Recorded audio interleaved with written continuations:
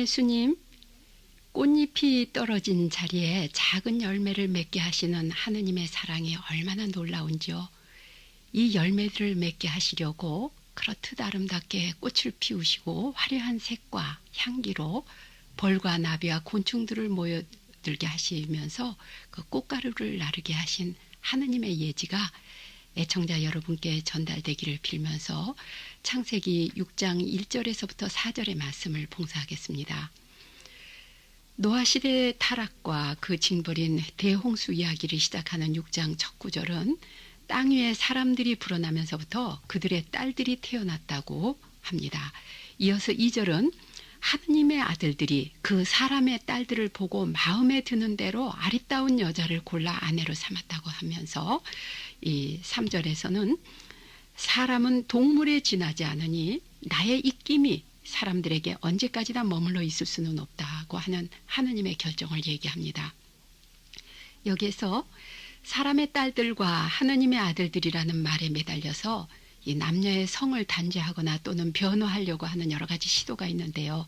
다 부질없는 일이라고 봅니다. 이것은 성서의 메시지를 잘못 알아듣는 그런 결과이기 때문에 그렇죠. 창세기 1장 27절에서 인간이 받은 하느님의 모습은 남자와 여자 두 성이었어요. 인간 안에서 이 두 성이 조화를 이룰 때 완숙한 인간이 된다는 그런 뜻이죠. 그래서 남녀가 서로에게 모자라는 성을 보완하면서 하느님의 모습을 완성시켜 나가는 결혼이 거룩한 성사가 되는 것 아니겠습니까?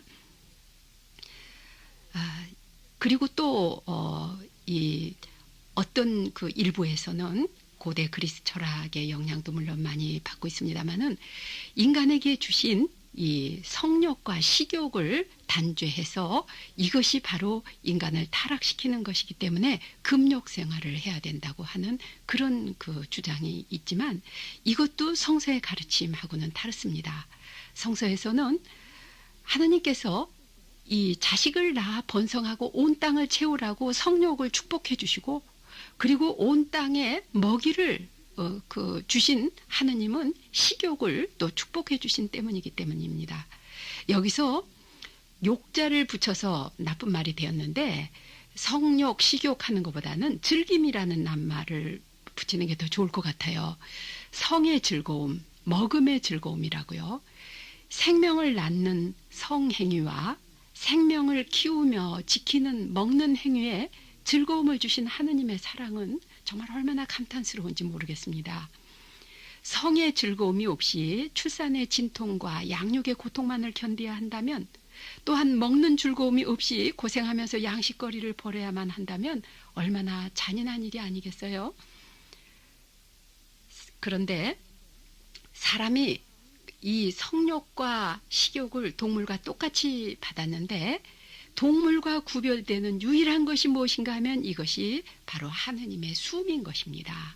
하느님께서 인간을 만들어 놓으시고 당신의 숨을 불어넣어 주셨다고 하는데 이 숨이 떠나갈 때 여기에 인간의 타락이 있는 것입니다. 그래서 오늘 이 노아 홍수 첫 번째 이야기에서 인간의 그 타락상을 얘기할 때 나의 숨길이 이제 더 이상 인간에게 머물러 있지 않다 하고 표현을 한 것이죠. 이 하느님의 숨이 빠져나간 인간, 그래서 인간성을 잃어버린 인간을 가지고 실성한 자라고 하는 거예요. 이렇게 말을 하잖아요. 이 짐승같이 되었다는 말이 되겠습니다. 이것을 이제 6장 2절에서는 뭐라고 말을 하고 있는가 하면 하나님의 아들들이 그 사람의 딸들을 보고 마음에 드는 대로 아리따운 여자를 골라서 아내로 삼았다고 했어요. 선종한 신부님의 그 번역을 보면 그 사람의 딸들을 봄에 그들이 눈에 드는지라 이에 저들이 고른 바 그들을 모두 제 아내로 삼으니라. 이 말하고 연결되는 성경 구절이 생각 안 나십니까? 창세기 6장의 범죄 장면이죠. 하와가 그 나무를 바라보매 그 나무는 먹기에 좋겠고 두 눈에 썩 들며라는 이 말씀하고 같습니다. 말하자면 창세기 6장의 이 범죄는 첫 인간이 지었던 원죄의 죄가 그대로 반복하고 있다는 것을 말해주는 것이죠. 하느님의 숨, 하느님의 얼을 떠나서 육의 쾌락만을 쫓는 탐욕이 반드시 죽는다고 분명히 알려주신 금한 열매인 것입니다. 인간이 이 금한 열매를 따먹고 쾌락에만 빠졌을 때 이것이 범죄가 되고 이것이 타락이라는 말입니다. 그래서 창세기 6장 4절은 실성한 인간의 수명을 하느님께서는 120세로 한정시키고 또 느빌림이라는 거인족에 대해서도 얘기를 하는데, 이 제한된 수명이 노아와 그 노아의 첫 아들 셈에게는 해당이 안 되고 또 후에 아브라함 성조들에게도 해당이 안 됩니다. 오직 광야에서 잠시 잘못했던 탓으로 가나안 땅에 들어가지 못했던 모세만이 120세 나이로 죽습니다. 이 창세기의 이 수명, 장수라든지 이런 그 수명은 하느님의 축복으로 보는 것이죠. 그리고 이 죄악의 자식들이 인간으로 볼 때는 거인족, 느빌림이라는 아주 멋지게 잘생긴 외형으로는 그 거인족이었지만 내적으로는 하느님의 숨이 사라진 자들로서 그 멸망의 자손이 되었다는 것이 지혜서 14장 6절 또 집회서 16장 7절 이런 데 나오고 있습니다. 인간이 죄악으로 멸망해야 했던 것을 보시고 하나님께서는 마음이 아프셨다 그러셨어요. 노아 시대의 타락과 멸망 이야기는 바로 우리 시대, 우리 죄악에 마음 아파하시면서 너희가 그대로 육의 생활을 하면 반드시 죽는다고 간곡히 말씀하시는 하느님을 우리는 여기서 만나야 하겠다고 봅니다. 하느님의 수민, 인간의 얼을 잃고 우리가 탐욕에 빠지면은 반드시 죽습니다. 우리 자신이 죽을 뿐만 아니라 우리 사회와 자연까지도 죽는다는 것을 말해주고 있습니다. 굶주림으로 생명을 위협받고 있는 우리가 우리 형제들에게, 우리 가난한 형제들, 우리 북한의 형제들을 외면하고 제 편안함만 찾고 이 쾌락에만 탐닉하고 있을 때 우리는 하느님께 받은 그 축복의 인간성을 상실하고 하느님의 숨을 잃는 이 노아 시대의 타락상을 그대로 반복하게 된다는 말이죠. 굶주린 우리 형제들에게 조건 없이 나누면서 하느님의 숨을 보존하는 우리 민족이 되게 하소서. 아멘.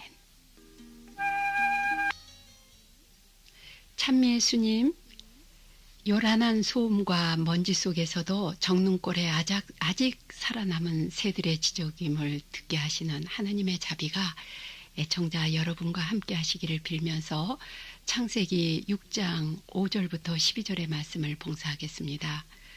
서울의 교통난 해소를 위해서 정릉 저희 수녀회 본원 앞까지 고속도로 공사가 한창입니다. 땅에 차가 너무 많아서 땅속을 뚫는 찾기를 내는 것도 모자라가지고 이젠 사람들 머리 위로 높이 다리를 세우고 공중에 고속도로를 낸다는군요. 이 도시의 발전과 개발을 하나님께서 어떻게 보실까 생각합니다. 서울 성북구의 녹지대 허파에서 공기를 걸러주는 얼마 남지 않은 나무들을 잘라내고 산허리를 긁어내는 트랙터 소리를 들으면서 창세기 6장의 말씀을 듣습니다. 사람이 죄악으로 가득 차고 사람마다 못된 생각을 하는 것을 보시고 왜 사람을 만들으셨던가 싶으시어 너무나 마음이 아프신 하느님의 탄식입니다. 내가 지어낸 사람이지만 땅에서 쓸어버리리라. 공연히 사람을 만들었구나. 사람뿐 아니라 짐승과 땅 위를 기는 것과 공중의 새까지 모조리 없애버리리라. 공연히 만들었구나. 하나님께서는 어찌할 수가 없이 타락해가는 인간의 죄악을 보시면서 너무나 마음이 아프셔서 공연히 사람을 만들었구나 하는 탄식을 7절만에서도 2번씩 거듭하세요. 저는 오랫동안 왜 하나님께서는 사람의 죄만 벌하시지 않고 죄 없는 동식물까지도 없애시는지를 이해할 수가 없었습니다. 그런데 요즘 우리 주변의 자연과 생태계의 파멸을 보면서 이는 하느님의 벌이 아니라 우리 자신의 죄의 결과라는 것을 알게 되었어요.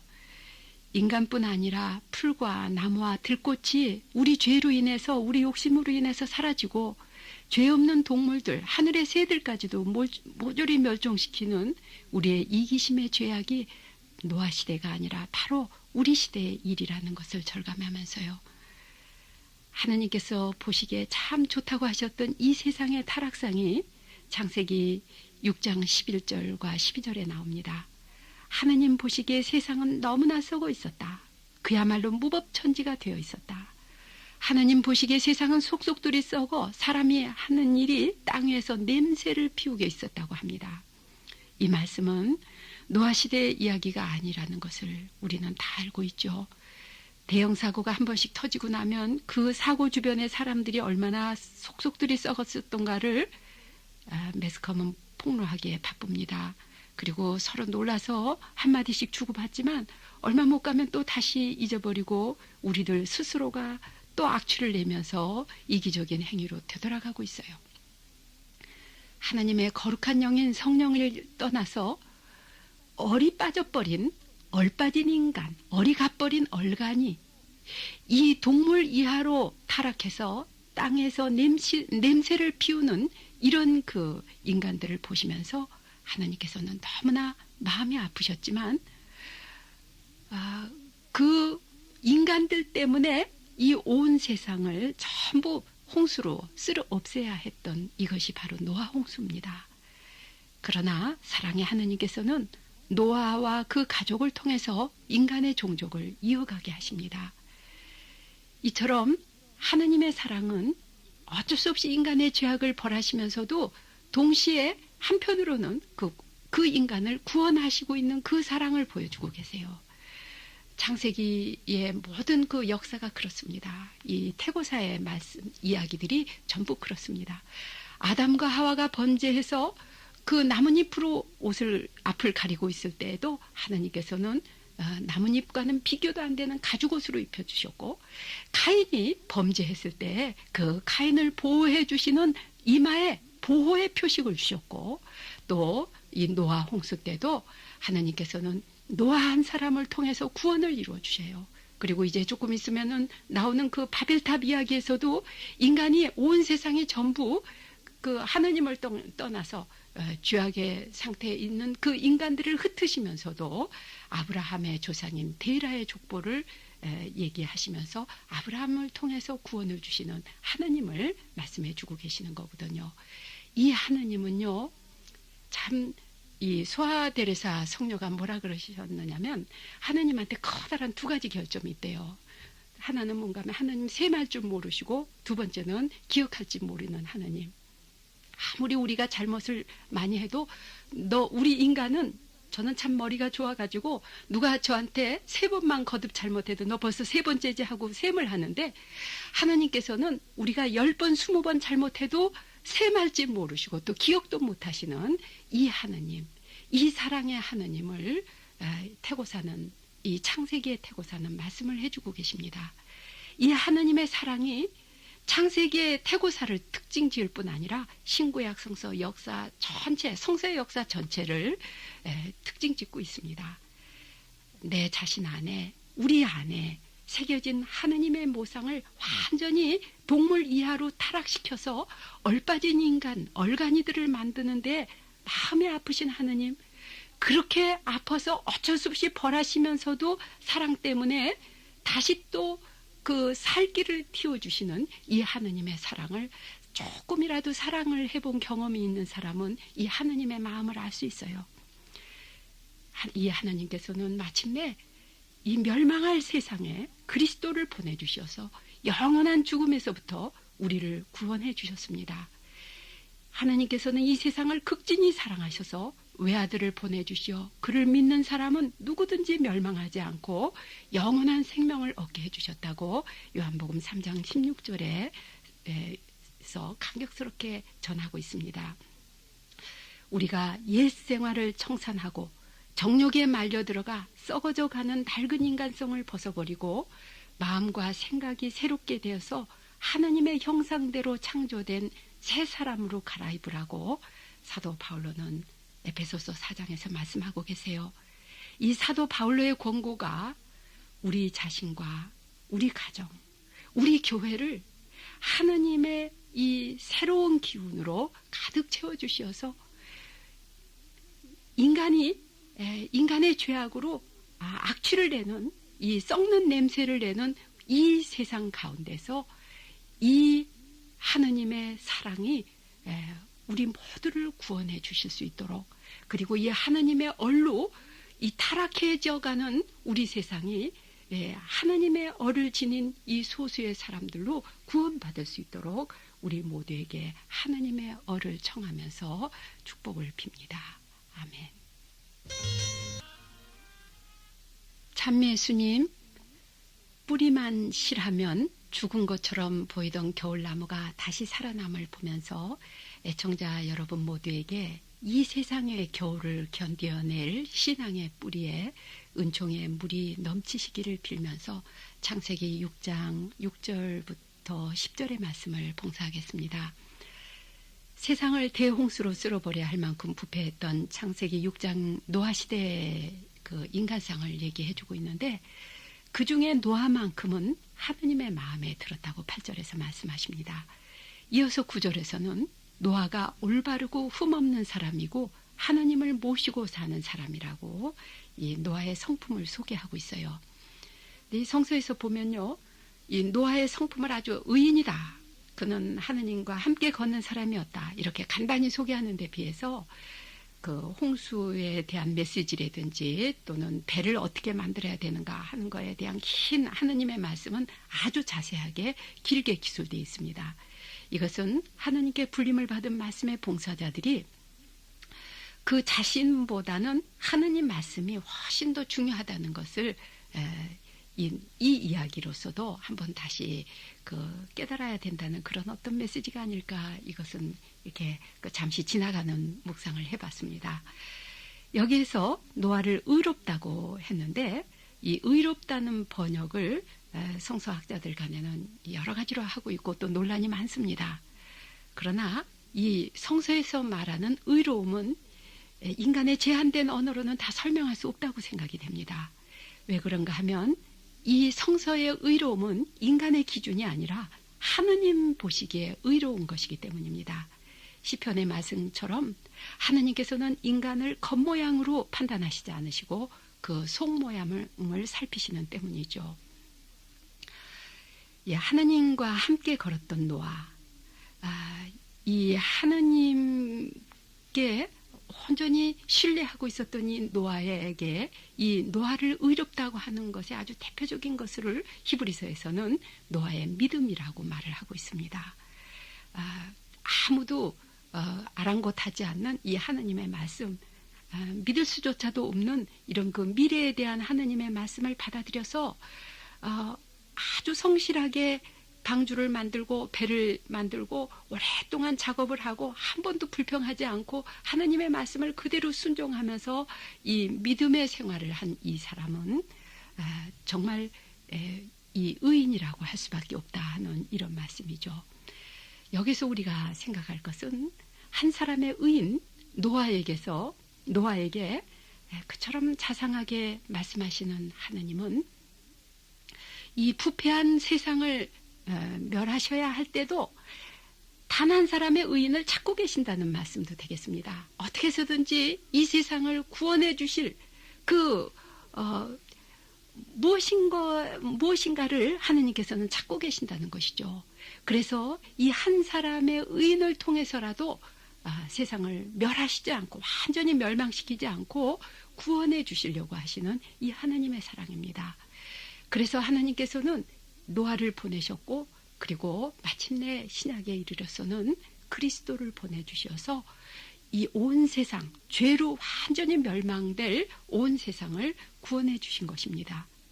그리고 이 그리스도의 뒤를 따라서 자기 희생의 십자가를 사랑으로 지면서 그리스도의 향기를 풍기는 숨은 사람들을 통해서 그리스도의 구원을 계속하고 계십니다.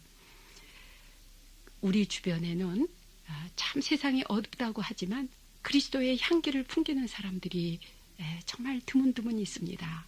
얼마나 위안이 되는지요.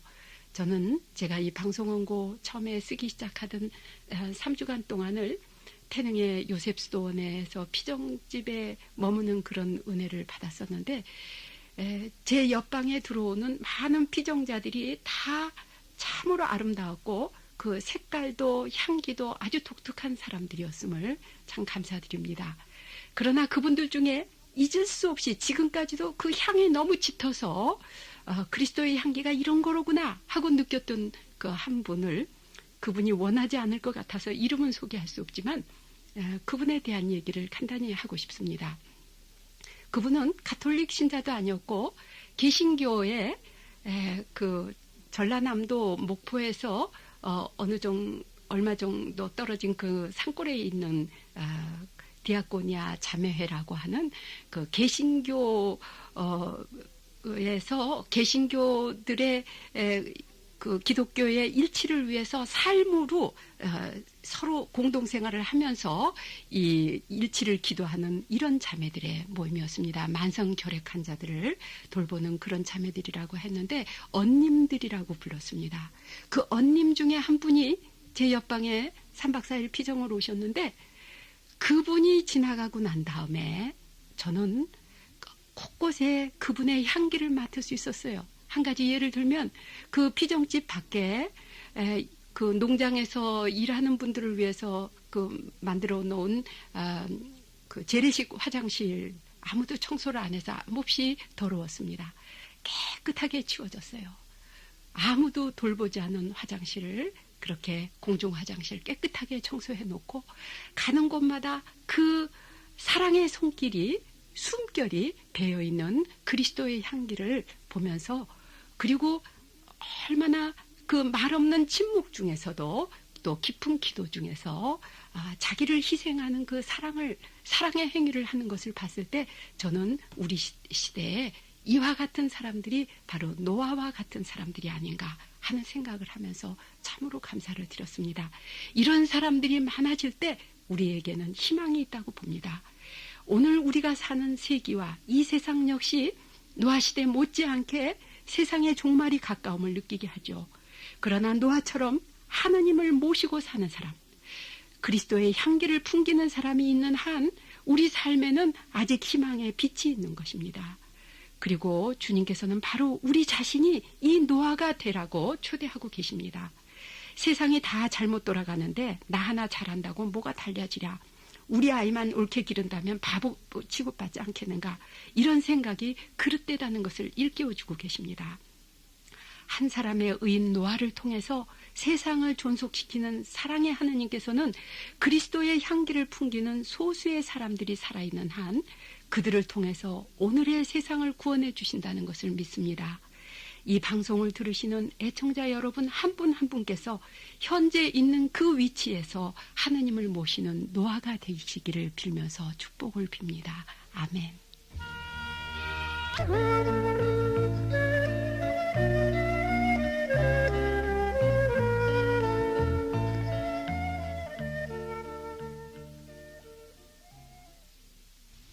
참매수님, 말없이 자신을 내어주는 대자연의 너그러움이 애청자 여러분 모두에게 평안함이 되시기를 빌면서 창세기 6장 11절에서부터 7절 5절까지의 말씀을 봉사하겠습니다.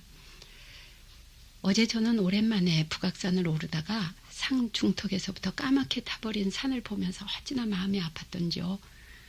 누군가 산에 와서 버린 담배꽁초가 마른 솔잎에 불을 붙여서 큰 산불을 낸 지 벌써 3주간이 지났다고 하는데요. 헬리콥터로 물을 길러서 산불을 끄느라고 애썼지만 너무나 많은 나무와 산의 생명을 무참히 태워버린 이런 그 산불이었습니다. 이 대도시의 공해에서 그중 덜 오염된 북악산, 서울의 허파 한쪽이 이 봄에 또 잘려나감을 보면서 참 마음이 아팠어요.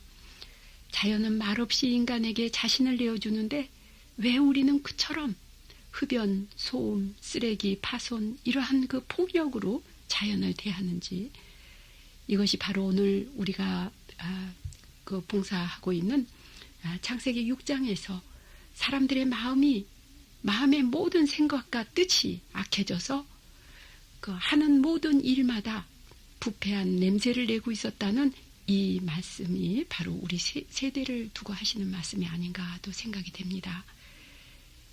이 인간의 폭력이 사람뿐 아니라 온갖 생명체, 자연까지 파괴하면서 현대 물질 문명을 이룬 소위 선진국들은 창세기 6장 4절에 그 이름난 느빌림족과 비유를 할 수 있다고 봅니다. 현대 느빌림족은 원자력, 최신 무기, 경제력, 온갖 그 영상과 소리의 매체, 이 대중 매체를 최대한으로 활용을 해서 이용해서 폭력의 도구로 이 세상을 온통 타락시키는 듯한 그런 느낌이 듭니다. 하느님께서 생명의 번성과 보존을 위해 축복으로 주신 성욕과 식욕을 쾌락의 도구와 탐욕의 수단으로 삼아서 동물 이하로 타락한 인간을 창세기에서는 살덩어리라고 표현을 하고 있습니다. 그래서 이 살덩어리들은 하느님의 숨이 사라진 그 상태에서 절제와 인내를 모르고 기다리거나 참지를 못하게 됩니다. 조금만 배고프거나 목마르거나 어떤 욕구만 있어도 절제력을 잃고 그 폭력을 써서까지도 자기의 요구를 관철시키려고 하는 이런 그 폭력의 시대가 된 것이죠. 하나님께서는 이 시대를 보다 못해서 참으로 마음 아파하시지만 인간을 만드신 것을 후회하시기까지 하시면서도 이 어쩔 수 없이 이 세대를 폭력으로 가득한 세상을 쓸어버리셔야 했어요. 이것이 바로 홍수의 징벌인데 이 벌을 내리시는 길을 하나님께서 미리 예고하십니다. 이 예고하시는 하느님, 노아에게 예고하시면서 그리고 이 홍수에서 살아남기 위해서 방주를 만들려고 하신 것은 하느님이 노아 한 사람만을 구원하기 위해서 이렇게 하시는 것이 아니라 그 시대의 모든 사람들에게 자, 너희가 이제 회개하지 않으면 너희는 홍수로 모조리 멸망당하리라 하시는 말씀을 노아를 통해서 말씀하시는데 말만으로 부족하니까 노아에게 배를 만들게 하신 거예요. 그 한 사람이 그 온 식구가 들어가고 모든 세상의 동물까지 들어가는 3층짜리 배를 만들려면 그 옛날에 얼마나 오랜 시간이 걸렸겠어요. 그 오랜 시간을 배를 만드는 가운데서 노아는 끊임없이 사람들에게 하나님께서 40일 동안 40주야를 밤낮으로 홍수를 내리리라고 말씀을 전했겠지만 노아 시대 사람들은 노아의 말을 듣지 않았습니다. 노아가 방주에 들어가는 그날까지 먹고 마시고 시집가고 장가가고 이 세상의 모든 악한 행위들을 계속해서 제가 지금 방금 말씀드린 것이 악한 행위가 아니라 이런 그 모든 행위들을 하느님의 숨이 떠난 살덩어리들 뿐으로서 행할 때 악한 행위가 되는 것이죠. 이런 그 폭력의 시대를 계속 지속하고 있을 때 어쩔 수 없이 하느님께서는 충분한 시간을 이 사람들에게 허락하신 다음에 그래도 듣지 않는 이 세상을 멸망시키셨다고 봅니다. 이 40주야로 하늘에서부터 물이 쏟아져 내리고 땅의 모든 시면에 생구멍들이 터졌다 그랬는데 이 시면은 창세기 1장 2절에서 창조 이전에 그 깊은 시면 위에 하느님의 영이 그 시면의 어둠 위로 돌고 있었다고 하는 이 창조 이전의 상태, 비창조를 나타내는 것이죠. 우연한 일이라고도 봅니다만은 오늘이 주님께서 저에게 이 방송 말씀의 봉사를 명하신 지 시작한 지 40일째 되는 날입니다. 무슨 뜻이 있을지 생각을 해봤어요. 아무튼 40이라고 하는 이 숫자는 성서에서 숫자는 특별한 의미를 가지고 있습니다.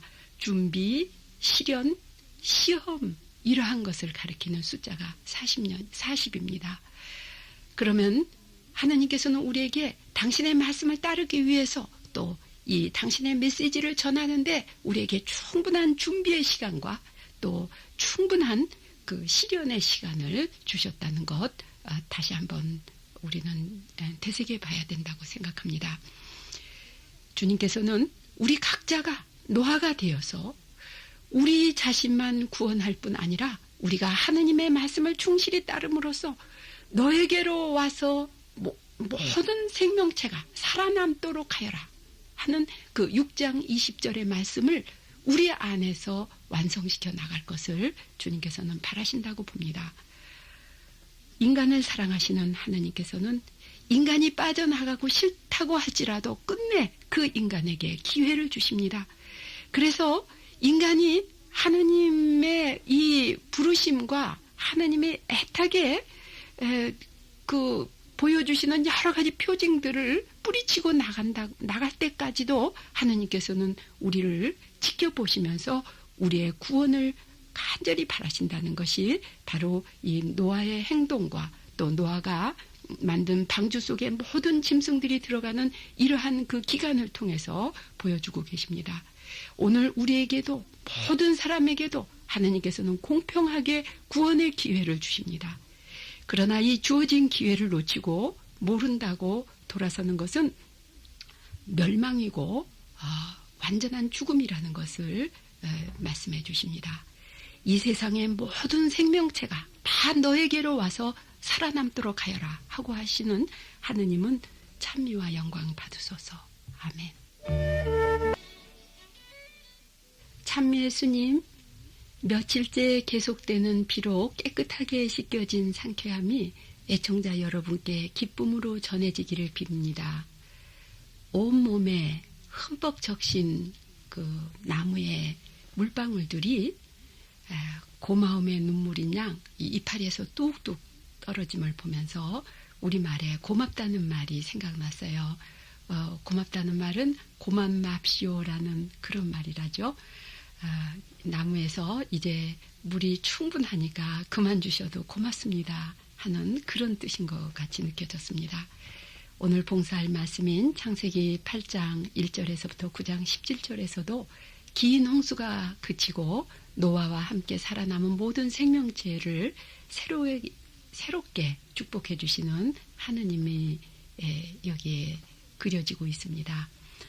하느님께서는 홍수가 끝난 다음에 홍수를 마치시고 그 홍수가 다 지난 다음 이 땅을 다시는 이 홍수로 멸하지 않으시겠노라고 노아와 계약을 맺으실 때 무지개를 계약의 징표로 삼으셨습니다. 9장 13절의 말씀이죠. 이 비가 갠 다음에도 공중에 남아있는 이 물방울들이 태양빛을 받을 때 아름다운 색을 냅니다. 빨주, 노초, 파남보 이 7가지 아름다운 무지개색. 그 색깔 하나하나가 주는 아름다움 그리고 그 모든 색이 한데 어우러져서 조화를 이루는 아름다움으로 우리는 다 무지개를 보면 동심으로 돌아가고 좋아하죠. 이 아름다움 자체이신 하느님께서는 인간에게 계약을 맺어주실 때 무지개의 아름다움으로 징표를 주셨다는 것이 또 얼마나 정말 좋은지 모르겠어요. 잘못하고 죄짓고 멸망으로 치닫는 인간을 아름다움으로 새롭게 태어나게 하시고 그 아름다움을 마주 바라보게 해주시는 이것이 바로 하느님의 사랑이시라고 느낍니다.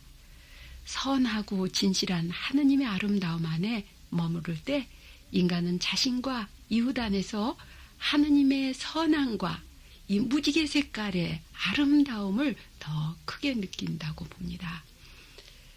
근데 여기 하느님께서 계약의 징표로 주신 무지개는요, 원시인들의 그 예전 신화에서는 신들이 싸우다가 하늘 그 싸움을 굳히고 하늘 궁창에 턱 걸어놓은 활이라고 그렇게 말을 하고 있어요.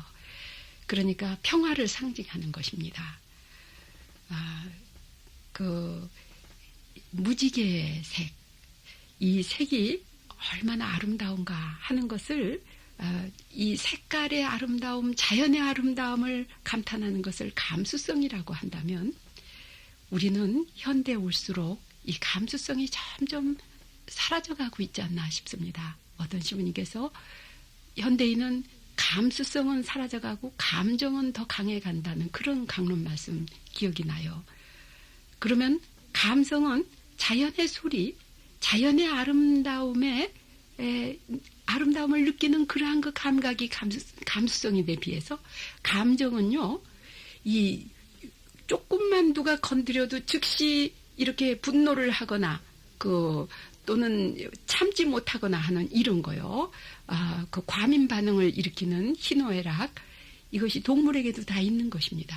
그러면 인간은 점점 육의 인간이 되어갈 때 감수성은 줄어들고 감정이 더 강해져서 얼마만큼 강해지느냐면 어제 말씀드렸던 그 폭력의 시대가 되듯이 라멕이 창세기 그 카인의 후손 중에서 자기에게 손찌검을 했다고 그 죽일 만큼, 어린 소년을 죽일 만큼, 그리고 미국에서도요, 얼마 전에 그 앞에 차 타고 가는데 운전 잘못하고 얼찡거린다고 그냥 뒤에서 쏴버렸어요. 기분에 좌우돼서 참지 못하고 분노하고 하는 이런 것, 전부 이거 감정이 악화돼 나가는 그런 현상이 아닌가 싶습니다. 그래서 하나님께서 이렇게 그 아름다움으로 무지개로 계약을 맺어주시는 이 하나님의 사랑을 느끼면서 우리가 인간의 감정을 순화시켜서 감수성이, 아름다운 감수성이 될 수 있도록 우리가 이 창세기를 읽어가면서 우리 어린이들에게 또 우리 자신이 새롭게 새로운 민족으로, 성서의 백성으로, 하나님의 백성으로 태어날 수 있는 이런 교육을 우리가 더 힘써야 된다고 봅니다. 그런데 우리 민족은요, 참으로 아름다움을 사랑하는 민족입니다. 이 무지개를 무지 좋아했어요. 그래서 그것을 색동옷으로 표현하지 않았습니까? 특별히 이 설이라든지 이런 우리 그 민족의 축제인 그런 그 명절 날에는 어린이들에게 색동옷을 입혔습니다. 색동 꿈을 꾸게 해준 것이죠. 감수성을 발달하게 해준 것이라고 봅니다. 그러면서 또 어른들은 흰옷을 좋아했어요. 그러면 색을 전부 합치면은 까맣게 돼버리지만 빛을 전부 합치면 하얗게 됩니다. 그러면 색은 따로따로 분리해야 돼요. 무지개 색으로 아름답게 분리하는 것, 이것이 특성교육이라고 봅니다. 그런데 우리 민족은, 우리 조상님들은 우리 자녀들에게, 어린이들에게 특성교육을 시킬 줄 알았다고 봅니다. 감수성이 강하게끔. 그래서 그 어린이들이 각자 자기 특성에 맞도록 자라갈 수 있도록, 마음껏 활개 피면서 자라갈 수 있도록 해줬다고 보는데, 현대 와서 우리가 타락된 현대인들이 특성교육을 무시하고 완전히 경쟁교육을 시켰습니다. 두 형제를 비교하면 두 형제가 다 죽습니다. 그러나 두 형제를 그 특성을 인정해주면 두 형제가 다 살아납니다. 이것이 무지개 교육이라고 봅니다. 그래서 우리는 이러한 특성을 살리는 무지개 교육을 해야만이 정말 하나님께서 새롭게 맺어주신 이 사랑의 이 계약으로 우리가 살아남을 수 있다고 봅니다. 또 빛은 색깔을 다 합칠 때 흰빛이 된다고, 흰색이 된다 그랬는데 우리 민족의 흰옷은 이 빛을 상징한 것이죠. 우리는 민족 전체가 빛이신 하느님께로 향하는 그런 심성을, 아름다운 심성, 그 하느님의 신비의 세계로 향하는 그 흰빛의 심성을 지니고 있다고 봅니다.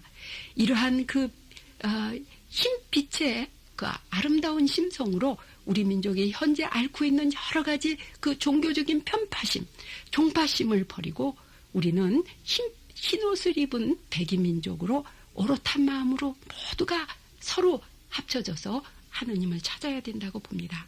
어린이에게는 색동의 꿈을, 어른들은 빛을 향하는 흰옷을, 아름다운 색동의 무지개로 인간과 계약을 맺어주시는 사랑의 하느님께 찬미를 드립니다. 아멘. 예수님, 정릉 뒷산에서 올 들어 처음으로 뽀꾸기의 노래를 들으면서 이 반가움과 주님의 평화를 애청자 여러분께 전해드리고 싶습니다. 서울의 한 모퉁이인 이곳에서 새들의 아름다운 합창이 사라지지 않게 되기를 염원하면서 창세기 9장 18절에서부터 10장 52절의 말씀을 봉사하겠습니다. 창세기 9장 18절 이하에서는 노아 홍수가 끝난 다음에 포도원을 노아는 경작하는 농부가 되었다고 그랬습니다.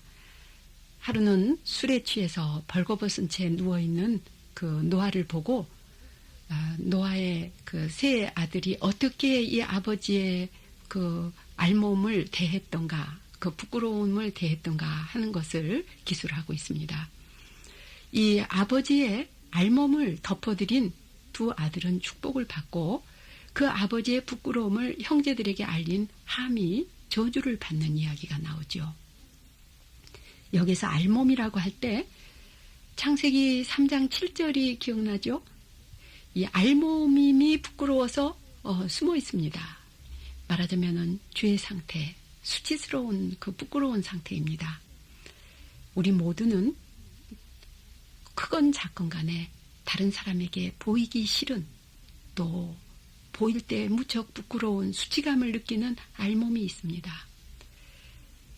그런데 어떤 사람은요, 취미가 좀 고약해가지고 그냥 남을 쫓아다니면서 남의 알몸만 들춰내는 사람이 있는 것 같아요.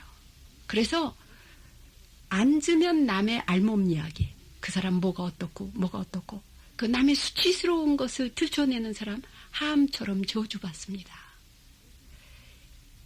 모든 그 사람들이 지닌 알몸을 들춰내는 것이 내가 아니었던가, 우리는 각자 나의 그 나쁜 습관이 있었다면 이번 이 창세기의 말씀을 통해서 정말로 뉘우치고 이 알몸을 덮어드리지 못하는 것, 내 이웃의 알몸, 내 형제 간에, 내 이웃 간에 그 본인이 나타내기를 부끄러워하는, 또 싫어하는 그 알몸을 우리가 나 자신도 보지 않으려고 이 노아의 두 아들들처럼 뒷걸음을 쳐서 겉옷을 가지고 가서 덮어주는 그 사랑의 마음이 있을 때만 우리는 축복받을 수 있다는 거.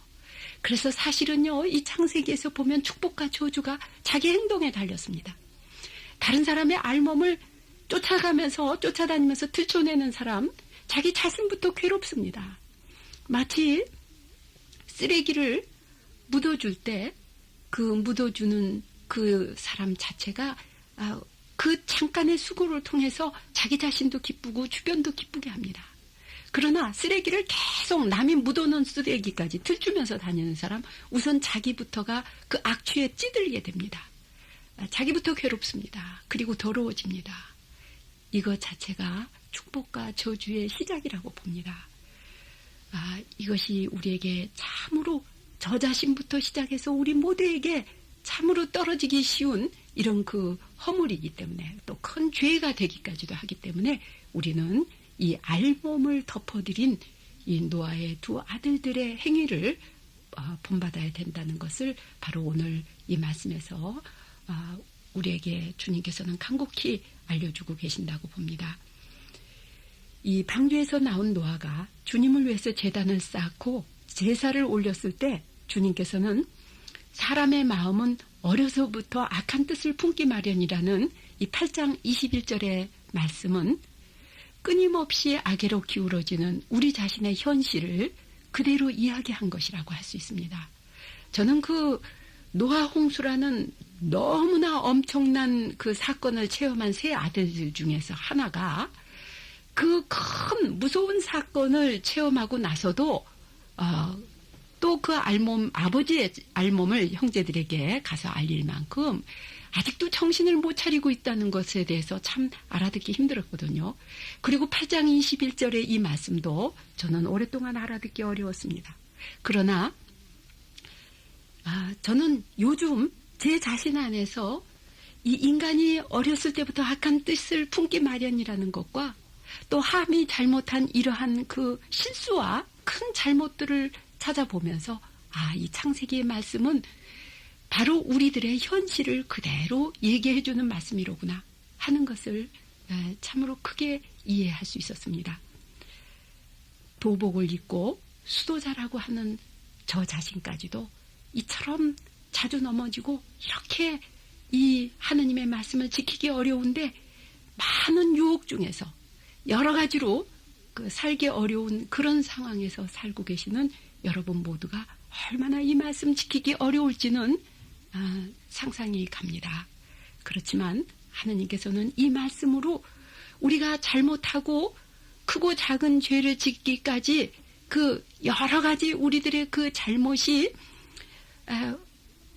그 우리들의 약함으로 인해서 오는 것은 어쩔 수가 없지만, 그러나 우리가 하느님의 숨이 떠난 그런 상태에서 그 악한 뜻을 가지고 악한 의지로 다른 사람의 알몸을 벗기려고 하는 그런 그 행위가 될 때는 이것은 하느님께 큰 그 벌을 받는 그런 행위가 된다는 것을 여기에서 우리에게 거듭 강조해 주고 계십니다.